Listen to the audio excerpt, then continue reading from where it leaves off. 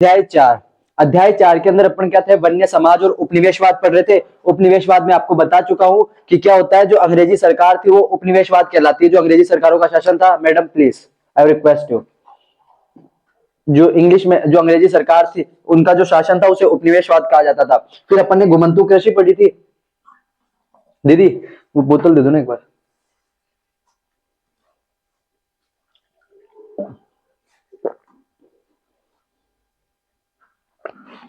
अब देखते हैं।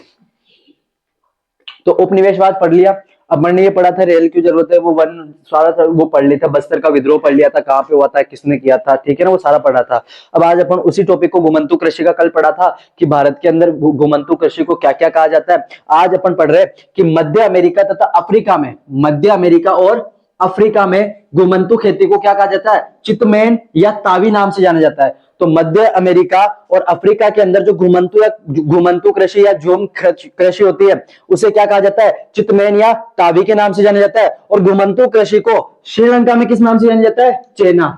श्रीलंका में किस नाम से जाना जाता है, चेना। ध्यान रखना, एक नंबर के में क्वेश्चन पूछ सकता है कि श्रीलंका में घुमंतू कृषि को किस नाम से जाना जाता है, चेना। कलांग, कलांग क्या होते हैं, तो ये जावा का एक समुदाय है। जैसे अपने यहाँ समुदाय होते हैं ना, मीणा समुदाय हुआ, जो आदिवासी होते हैं, तो ये भी ध्यान रखना जो कलांग है वो कहाँ का समुदाय है, जावा का एक समुदाय है जो लोगों को खुशल कहाँ होना चाहिए यो, ठीक है। मेरी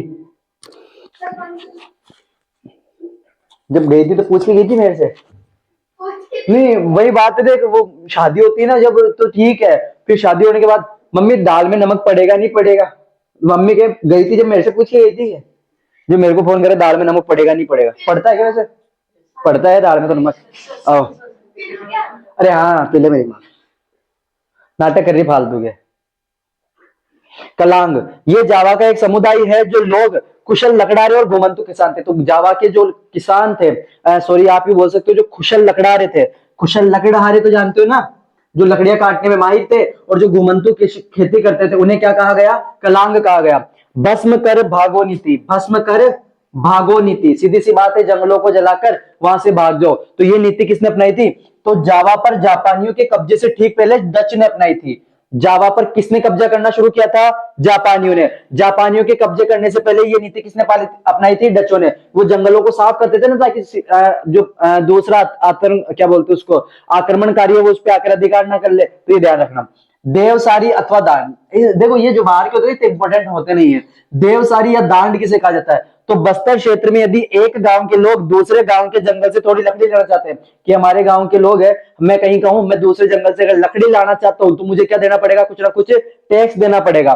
तो बस्तर क्षेत्र में यदि एक गांव के लोग दूसरे गांव के जंगल से थोड़ी लकड़ी लेना चाहते थे तो इसके बदले में एक छोटा शुल्क अदा करते थे। शुल्क यानी टैक्स अदा करते थे, जिसे क्या कहा जाता था नरेश सर, देवसारी या दांड कहा जाता था। तो देवसारी या दांड किसे कहा जाता था, तो बस्तर के क्षेत्र के जो लोग थे, बस्तर के क्षेत्र के जो लोग थे, वो एक गांव से दूसरे गांव के जंगल से अगर थोड़ी लकड़ी लेना चाहते कि थोड़ी सी लकड़ी हमें दे दो, तो इसके बदले में उन्हें क्या देना पड़ता था, एक टैक्स, एक छोटा सा शुल्क अदा करना पड़ता था, जिसे देवसारी या दांड कहा जाता है। अगला आता है बस्तर में वन ग्राम क्या होता है, वन ग्राम किसे कहते हैं, तो सीधी सी बात है, जो गांव के पास यूं मानो जो जंगल के पास जो गांव होते हैं उन्हें ग्राम बोलेंगे, वन ग्राम बोलेंगे। अब ये जो जंगल के पास गांव होते हैं ये क्या काम करते हैं, तो बस्तर में कुछ गांवों को आरक्षित वनों में, आरक्षित वन बताया था, सबसे अच्छे वनों को आरक्षित वन कहा जाता है, जहां पे शिकार करने और आपको लकड़ी लाने और ले जाने में क्या होता था, प्रतिबंध होता था। पढ़ा था ना कल कि वनों को 3 श्रेणी में बांटा गया, आरक्षित वन, सुरक्षित वन और वन ग्राम। तो अपन ने आरक्षित पढ़ लिया, ग्रामीण वन। अब अपन कौन सा पढ़ रहे हैं, वन ग्राम। तो बस्तर में कुछ गांवों को आरक्षित वनों में इस शर्त पर रहने दिया गया कि वे इस विभाग के लिए पेड़ों की कटाई करेंगे, ढुलाई का काम मुफ्त में करेंगे। अफसरों ने कहा कि तुम रह सकते हो, लेकिन शर्त क्या है कि तुम एक तो हमारे लिए क्या करोगे, पेड़ों की कटाई करोगे, ठीक है भाई, जो पेड़ हमको नहीं चाहिए उसकी कटाई करोगे, ढुलाई का काम करोगे, लकड़ियां कट जाने के बाद उनको एक जगह से दूसरी जगह लेके जाओगे, और जंगल को आग से बचा के रखोगे। और जंगल में अगर आग लगती है तो तुम पहले आओगे और आग से जंगल को बचाने की क्या करोगे, कोशिश करोगे, बचा के रहोगे।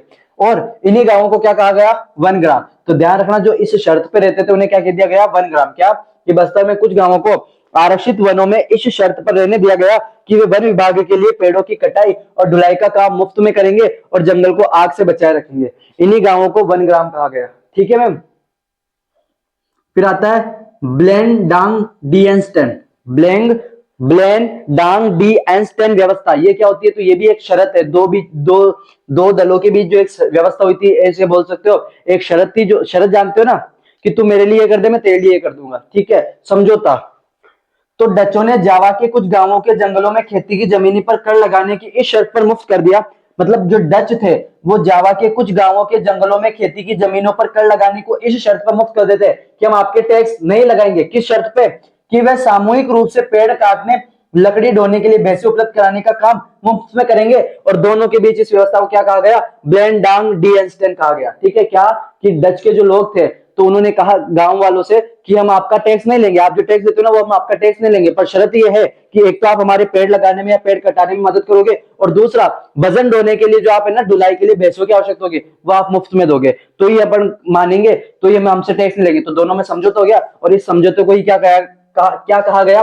ब्लेन डांग डी एनस्टेन व्यवस्था कहा गया। ठीक है, अगला 1850 के दशक में अंग्रेजों द्वारा रेल लाइन का जाल लगाने के प्रमुख कारण। भाई अंग्रेजों ने जाल लगाया था, 25,000 किलोमीटर जाल लगा लिया था 1850 से, सॉरी 1750 से 1975 कहां तक का था वो? 1975 तक, ठीक है ना। 1975 क्या था वो? 1945 तक, ठीक है ना, कि 47 में तो अपन ने भगा दिया उसको, मैं लड़ रहा था वहां। मैं माना मैं झूठा हूं, पर मेरे साथ झूठे मत बनो। एक बार फोन पे आके बोल दे। हाँ, आया देख शर्म। 1850 के दशक, मैडम प्लीज यार इससे ना दूर दूर बैठ जाए, ये कंफर्टेबल नहीं बैठती है, हिलती रहेगी। मैडम इधर हो जा, हिलती रहेगी इधर उधर। 1850, आगे हो भाई, आगे हो सर, आगे हो सर, आगे होइए प्लीज, आई रिक्वेस्ट यू। 1850 के दशक में अंग्रेजों द्वारा रेल लाइन लगाने का पहला कारण क्या था? कि कम समय के अंदर शाही सेना हथियारों तथा औजारों को एक जगह से दूसरी जगह लाने ले जाने के लिए, सेना यहाँ पे, हथियार कहीं और पे, तो उनको जल्दी से जल्दी सेना के पास लाने के लिए या सेना को कहीं और भेजने के लिए, तो आवाजाही को जल्दी और सुलभ बनाने के लिए रेल लाइनें बिछाई उन्होंने। ठीक है, दूसरा औपनिवेशिक व्यापार की सुविधा के लिए। औपनिवेशिक व्यापार मतलब जो अंग्रेज भारत में व्यापार करना चाहते थे उन्हें उसके लिए आसानी हो, वो जल्दी से एक जगह से दूसरी जगह जा सके, तो इसलिए उन्होंने क्या बना दी? रेल लाइनों का जाल बिछाना शुरू कर दिया था।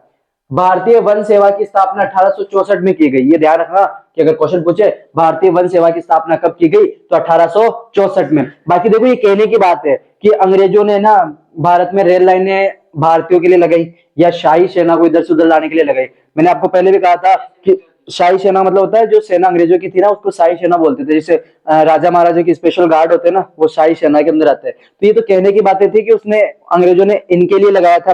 बाकी हकीकत तो ये है कि भारत जो पहले सोने की चिड़िया कहलाता था, सोना भारत से कितना वो ज्यादा ले जा सकते थे, जितना जल्दी ले जा सकते थे ना उतना जल्दी ले जाने के लिए उन्होंने क्या कर दिया? रेल लाइनें बिछा दी। ठीक है, क्लियर ना। तो ये ध्यान रखना, अंग्रेजों ने केवल देश को लूटने के लिए, देश पर राज करने के लिए, इस देश की वो कहते हैं ना संस्कृति को खोने के लिए, इसकी जो सांस्कृतिक परिचय था उसको खोने के लिए यहाँ पे राज किया, और यहाँ से वो कहते हैं ना कोहिनूर हीरा, नाम सुना है? तो वो भी ले गए। ठीक है, तो ये ध्यान रखना, सब कहने की बात है कि अंग्रेजों ने देश का भला किया। अंग्रेजों ने तो यहां तक बर्बाद किया तुम्हें कि जिस देश में तुम रहते थे ना, जिस देश के तुम राजा थे, जो राजा लोग थे ना उनकी राजपाट भी हमें ना अंग्रेजों के कहने पे चल रही है। बस क्या?